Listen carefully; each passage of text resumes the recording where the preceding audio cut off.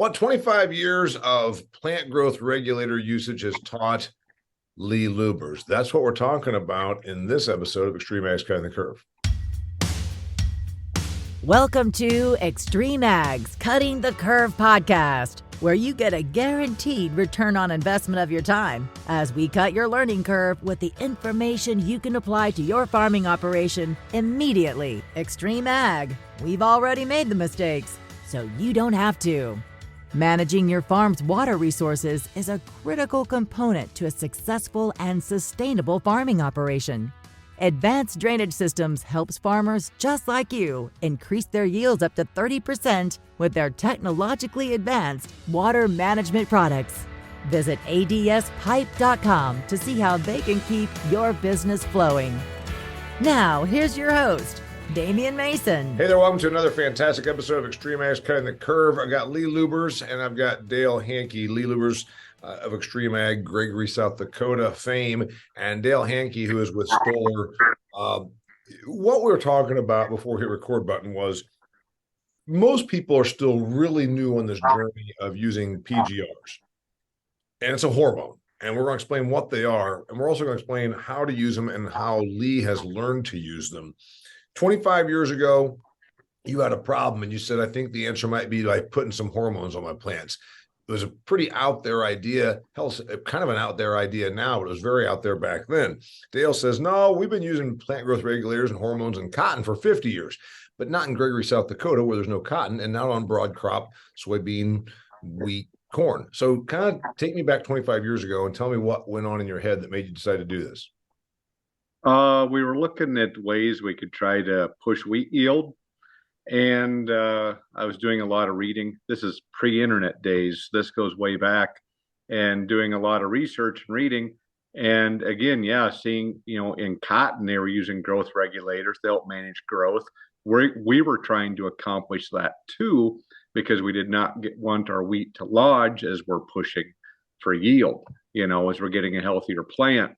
So we started looking at that, reading a lot of articles, and then also in the horticultural world, PGRs that's common practice, but you were not seeing it much in regular grain production in corn, beans, or wheat. And we were kind of mystified by that, my brother and I.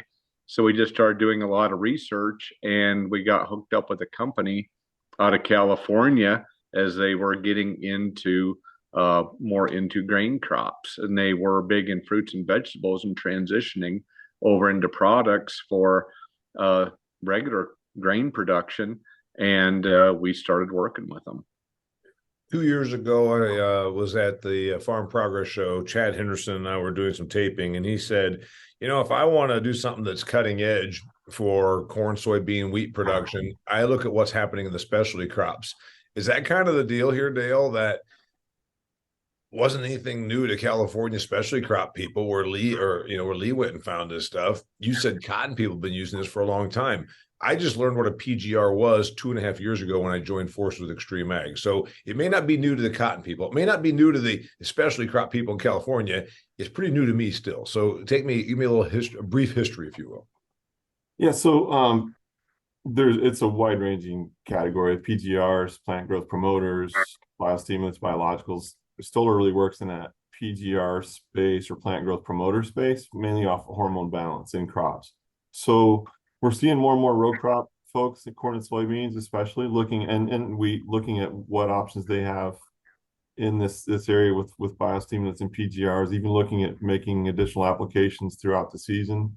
Typically you got an opportunity to get something in at planting, maybe something with your early herbicide pass, and later in the season with the fungicide pass. But we're seeing more and more growers this year, especially looking at, hey, we're looking at making more applications throughout the season because they see that there's yield out there. There's yield potential out there in the crop that they're missing out on.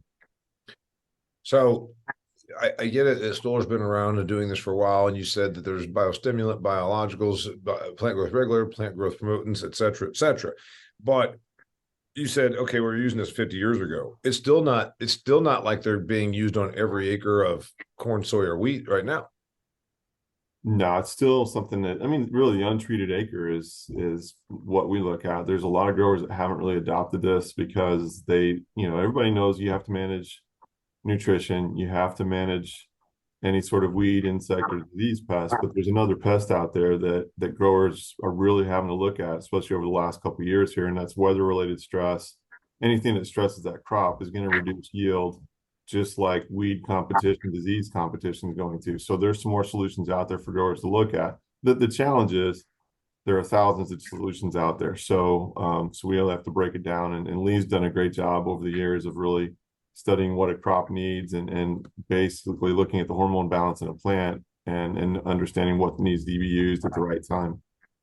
Lee, you said that you and your brother looked around 25 years ago and it was about wheat lodging, wheat falling down, and that was the reason. That, I mean, the impetus that made you, like you said, pre-internet, you picked up some magazine articles, went to the library, whatever you had to do, phone a friend. The number one issue was because the wheat was falling down. Is that the reason? Yeah, we were trying to regulate growth. And then that's when we started realizing, we'd heard the term PGR. So we go, well, that's just going to make things grow faster. Well, there's growth regulators, there's promoters. Like Dale said, there's it all comes down to hormonal balances is what you're striving for. And the more we got into it, the more we were fascinated by it. And our initial steps were successful.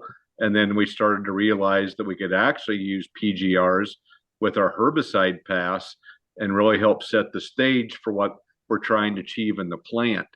And that's been a big impact on us, is getting that mindset of what we're trying to accomplish with them.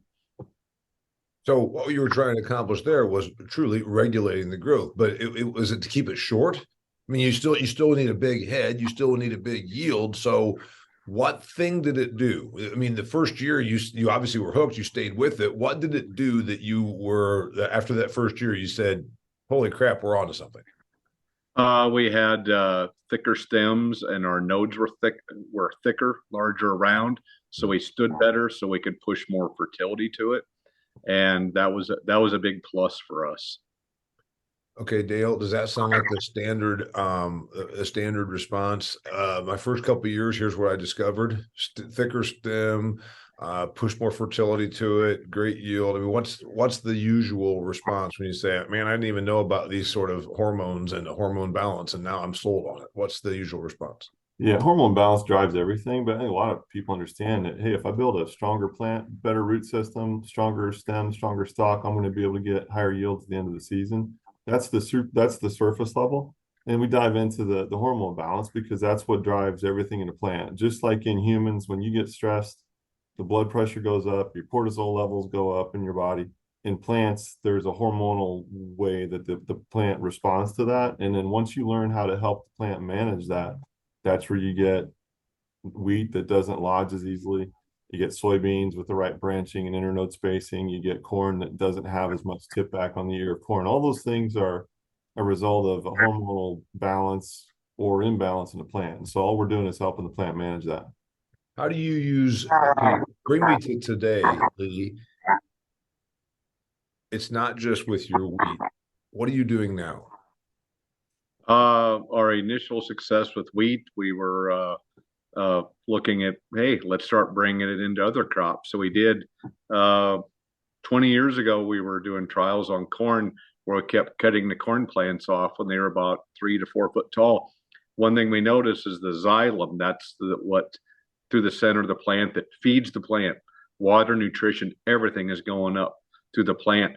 They would be untreated, the size of my small finger, where we treated it size of my thumb. We increased the xylem feeding up into the plant astronomically. Huge impact there. We had, again, a little bit thicker rind on the corn plant. We had better standability. One thing that took us years to figure out is eardrop is something that farmers can complain about at times. And there is where hybrids are a factor. Certain hybrids are more prone to that. There is one common denominator, and this took us years that we figured out and backed it up with research that we read. One common denominator with eardrop on corn: cytokinin deficiency, a hormone deficiency. Common denominator 100% of the time. Okay, I met Dale in Alabama at Chad Henderson's place, and takes me out. It wasn't blazing hot. It was May, so it was only hot enough to be pretty uncomfortable. And then he starts telling me about cytokinins, a little over my head. So, by the way, also xylem took me right back to biology there, xylem and phloem, and I'm all about it. I appreciate that, Lee. I think in all my recordings with Extreme Ag, that's a first reference to xylem, increasing the xylem size in a corn plant. I love it. Cytokinins. You talked to me about this first day I ever met you, Dale. What do I need to know about cytokinins? Yeah, so cytokine is one of the 5 major hormones in plants. And I also remember that. I also remember you told me there's 5 major hormones, and cytokinins is that the most important man, it's hard to say which one's the most important. Everybody's going to argue that one, but some of it's at the time of the season.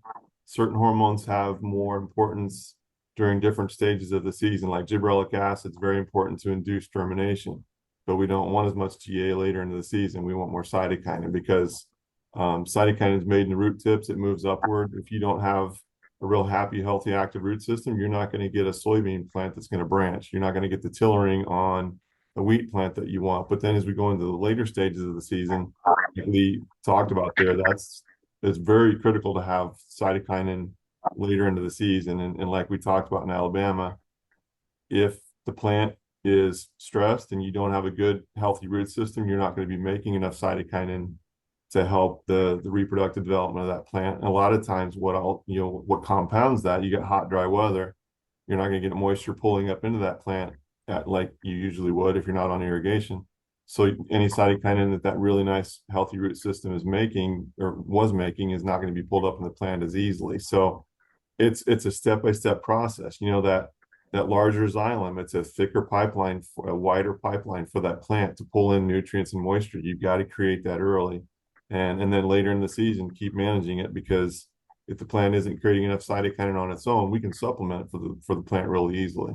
But those physiological things you see in a plant quite often and almost every time, it's usually a result of something that's going on in the hormones in a plant. It can be very complex and very deep, but once you understand the 5 hormones in plants, kind of how they interrelate with each other, you'll know when you go out to the field what you need to use to fix that.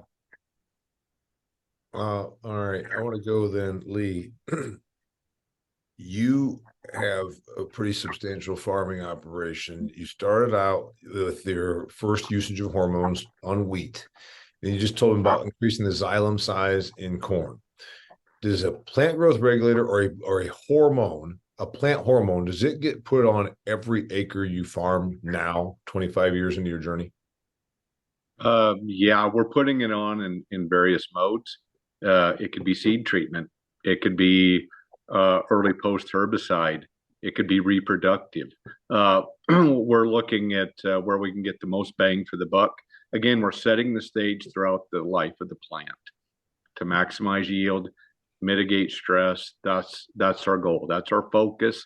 So that's the great thing about it. You have numerous times you can take a whack at it throughout the life of a plant.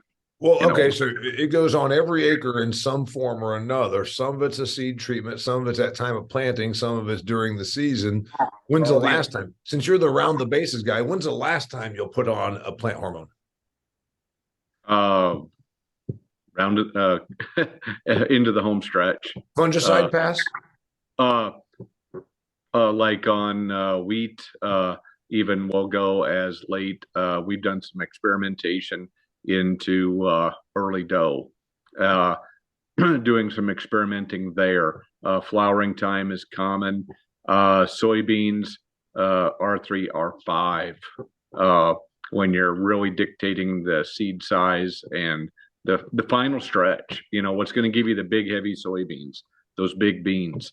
Corn, we're dryland, West River, South Dakota. We're not in CGA country, but we're getting into tasseling time and brown silk now, doing experimenting. The longer we go and the more we round the bases, the bigger the impact we're seeing. But it wasn't doing that just a late pass. It was setting the stage along the way so we could get to that point.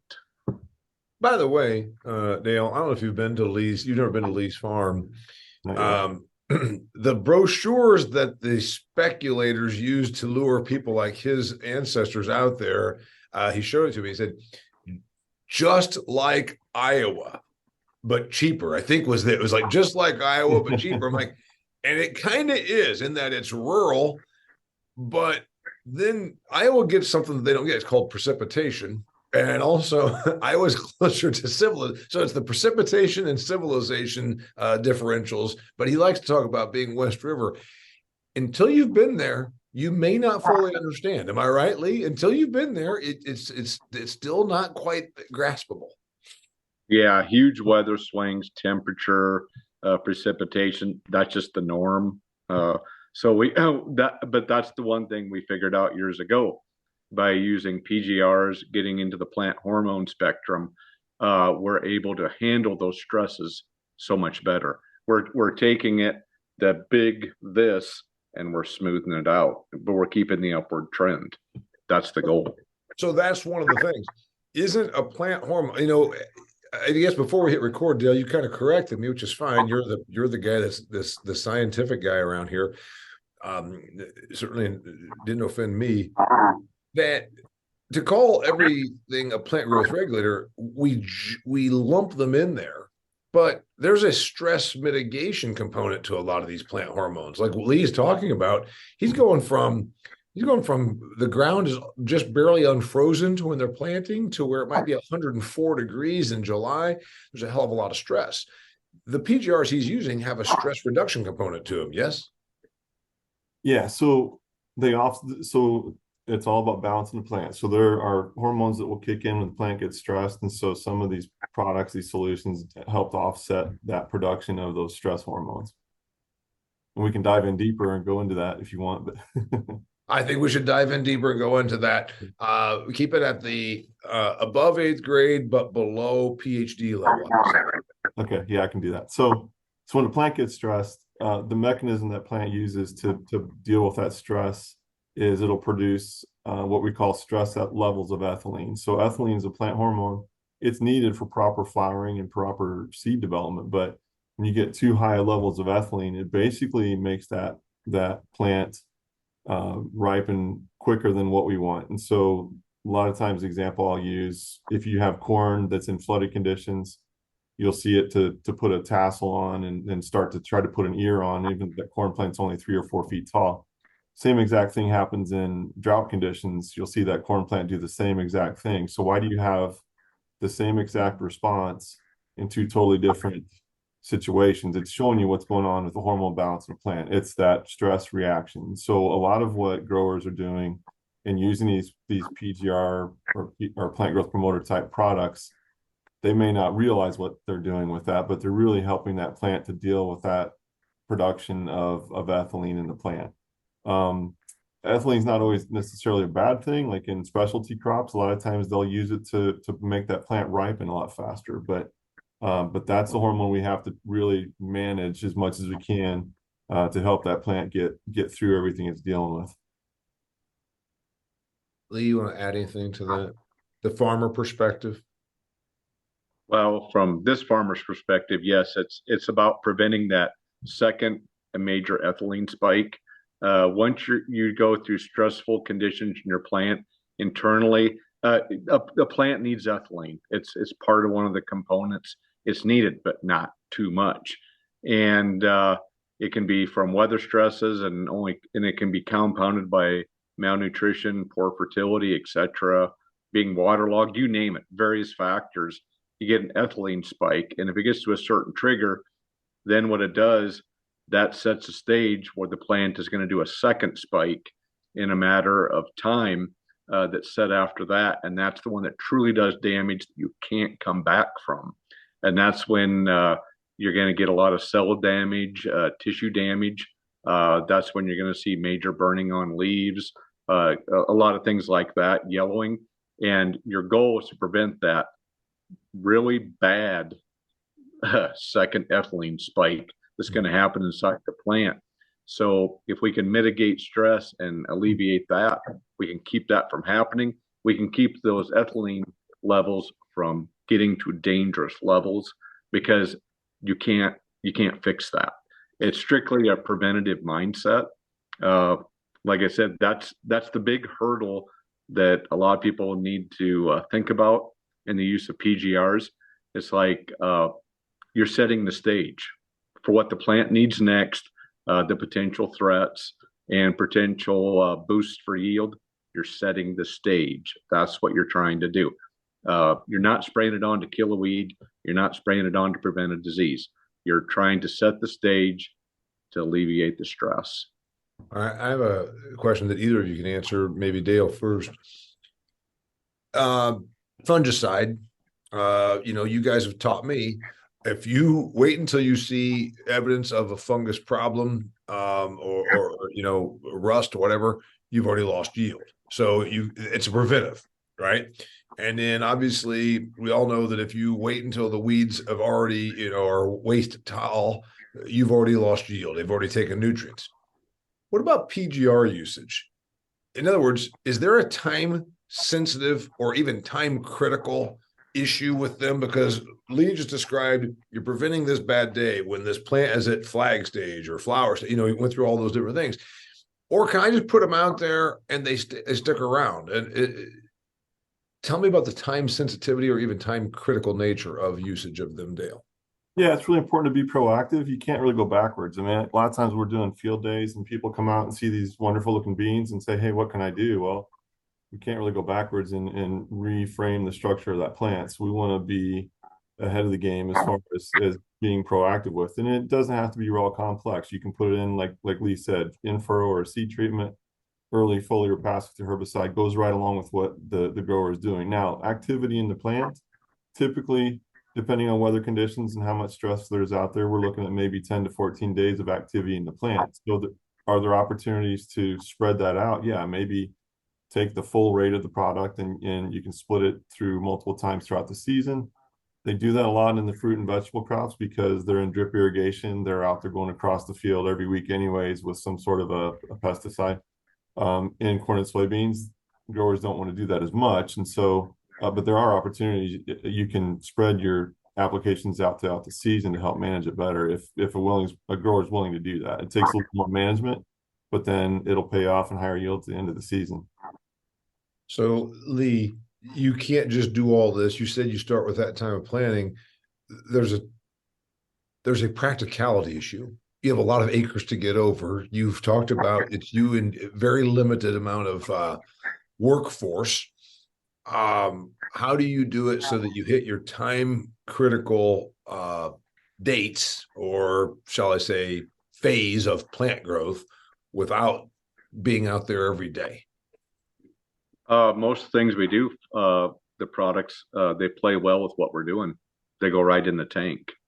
And that's the biggest mistake I have seen over the years with people trying PGRs is they put them on too late. They should have been on sooner. They bought them and then they debated about using them, and they should have already had it on the field in the plant doing its thing, and then they go put it on late and then wonder why they don't get the results.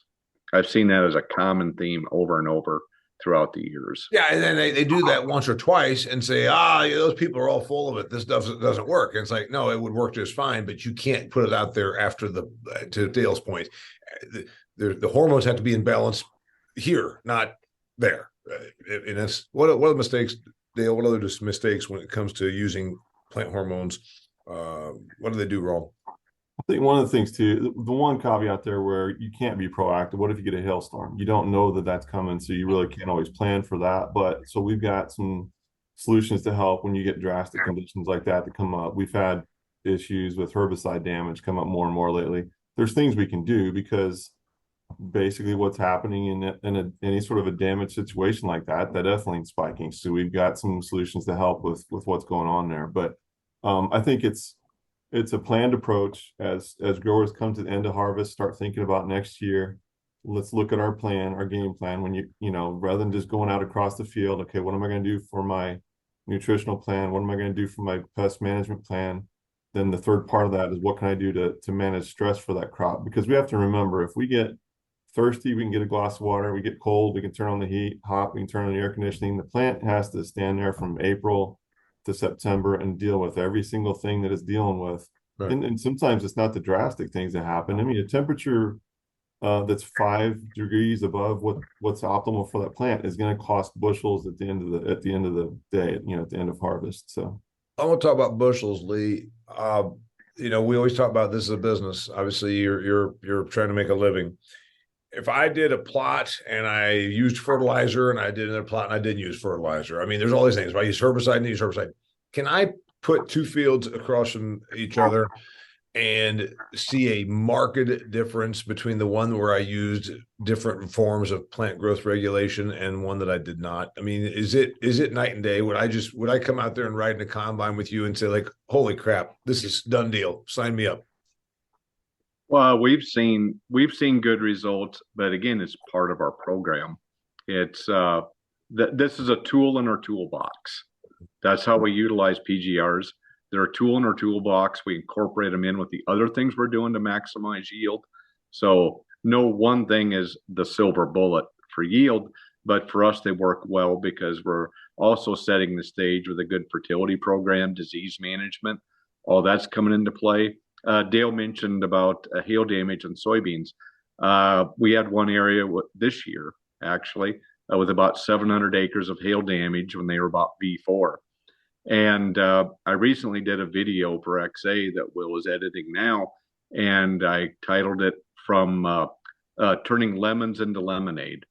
And I'm standing in the field about a week ago, and this field, they looked bad. They were all chopped up. A couple of the neighbors around us even went and tore theirs out, replanted, but nobody else went in with the sprayer. We went in with a sprayer with PGRs, fungicide, and foliar nutrition.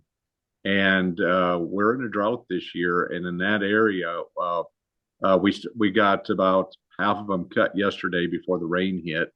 And we're pushing over a 60 bushel average. And I can guarantee the guys around us are not coming close to that. Again, it was being flexible, but yet proactive, because we knew what they could do for us. So we took lemons and turned it into lemonade. And we gained a lot of bushels by doing that. We took soybeans with split stems, broken nodes, where they went out and made 2 main stems, and we pushed them in, and we actually have a very good bean crop. By the way, Dale, I mean, if you're in Gregory, South Dakota, soybeans are as close to lemons as you're going to get. I mean, let's face it, he's talking about lemons, but you don't see such things up there. It's citrus. Hey, here's one question I got for you. When I was at your farm, you talked a lot about every single thing you can do to conserve moisture, because generally after you get past the snow melt, it's dry. The neighbors that decided, we're going to tear out these soybeans and replant, well, already you got time working against you, but also you depleted what moisture was already there. You salvaged a crop that they thought the best answer was to tear them up and replant. There's a number of reasons why that was probably a bad idea, and moisture being one of them, and length of season, right? Yeah, on the one field, I was actually spraying, looking across the fence as the neighbor's replanting, and he was probably looking at me a lot funnier than I was looking at him, because I knew what was in our sprayer and why we were doing it. Yeah. Is that where there? I mean, granted, every acre doesn't get hailed. Is that where there's an opportunity for someone to see the first benefit of it? I mean, it seems like that's kind of a pretty glaring one, Dale. Yeah, that's a drastic example of it. I think Lee touched on something really important there. It's knowing the why, and what we like to do at Stoller is teach dealers and growers the why behind you use these products. So when you're dealing with something, you know why you're putting it out there. There's a lot of claims made by a lot of products out there. And if you know the why, then you're in control as a grower, and you can make those decisions on what that plant needs. And so the why after the hailstorm is to try and salvage something. What's the other why? The person that's listening to that, the person that's listening to this, it says, all right, I'm going to do this. Lee has taught me from his 25 years of experience why I should do this. How should someone get started? Because I'm convinced Maybe I'm wrong. I'm convinced there's a lot of farmers that are not using any plant hormones in their mix. Yeah, I think the first thing is really to consider some of these challenges, how much they hurt yield, and the fact that you actually can do something about it. I mean, we're not going to be able to save something from an absolute drought or flood or that sort of thing. It's not magic dust, but look at what is the challenge that you're trying to manage before the crop has to deal with it. If you can prepare the crop before it has to deal with a stress event, it's going to get through it a lot easier. So at the beginning of the season, you can look at what you can do. If you've got in-furrow on your planter, then you can definitely do some things that way. If you don't, there's some things you can do as a seed treatment, but it's all about building the architecture in that plant. So yeah, we all know the plant's going to have stress, especially in South Dakota later in the season. The faucet's going to turn off. It's going to get hot. What can you do to build that plant from the very start? Well, let's get a strong, well-established root system. That's going to definitely help you with more moisture uptake and nutrient uptake. Everybody knows that. But the root system is very critical for hormone production in the plant. These plants do these things naturally. We're not doing anything necessarily different that plant can't do on its own in perfect conditions. But when conditions aren't perfect, you're not going to get the perfect yields that you're looking for. So we start early, but if you've got a really healthy established root system, it's going to be a better anchor for that plant, but you're also going to have a thicker stem and a thicker stalk. So if you have a thicker stem and stalk later in the season, that plant isn't going to have to work as hard to bring up nutrients and moisture from the roots. And so it's a stage by stage process. And like Lee said, we can dive into the science as much as anybody wants so people really understand it, but it can be as simple as, hey, what's the solution I put in at planting? I'm going to go across with a herbicide pass. What can I put in there at that pass? I'm going to go across my fungicide. What can I do during that application to help maintain that hormone balance? Lee, we talk about money because we need to, although most farmers don't like to talk about money. On an average basis, across all three crops that you produce, how many dollars per acre going to a plant hormone type of a product in the year 2023? It will vary on the crop. It could be as low as 4. It could run as high as 15. Just depends. Actually, going back to those beans that got hailed on, this hopefully will get people's attention. You know what our goal was that day? Minimize our loss, lose less money than our neighbors. We thought if we can do this and get 30 and they get 20, we win. And we actually got lucky, and they really took off, and we got a great crop. So really, that was our goal. It was about minimizing our loss from the hail. Yeah, that was the goal that day. Yeah, that's by the way, it's a great story because you're sitting there thinking, my God, what if we can still somehow salvage 30 bushel beans, and there you double that. And you doubled it. So $4 to $15, presumably the 15 is on the corn because you're going over it more times. Yeah, and soybeans, yeah. Mm-hmm. And yeah. It might only be $4 per acre. All right. What else? Get me out of here, Dale. What do I need to know? You already told me. Realize I got to use it season long. It's a season-long approach. That's what we heard. It's a season-long approach, and the mindset is a little bit different. Everybody wants to know, what do I do to increase yield? Well, I'm sure everybody in Extreme Ag, if you've been following the podcast and following the videos, knows how to optimize their nutrition.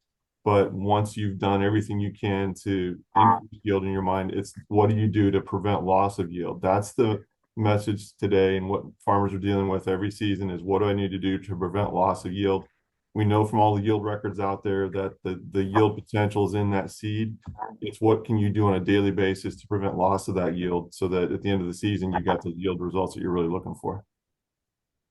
I'm leaving it right there. His name's Dale Hanke. He's with Stoller. And then we got our man Lee Lubbers from Gregory, South Dakota. Hail, lizards, locusts, drought, you name it, he battles it out there. Anyway, thanks for being here, talking about plant growth hormones, talking about plant growth regulators, talking about plant hormones in general, and lessons from 25 years of using them. That's Lee Lubbers. So anyway, if someone can benefit from this, that's starting their journey with using such products, please share this with them. Also, remember, there are literally hundreds and hundreds of videos from the field and from episodes just like this at the extremeag.farm website. Share them with somebody that can benefit from them. It's all free. It's like a catalog of information to up your farming game. Till next time, I'm David Mason. Thanks for being here. That's a wrap for this episode of Cutting the Curve, but there's plenty more. Check out extremeag.farm, where you can find past episodes, instructional videos, and articles to help you squeeze more profit out of your farm. Cutting the Curve is brought to you by Advanced Drainage Systems, the leader in agriculture water management solutions.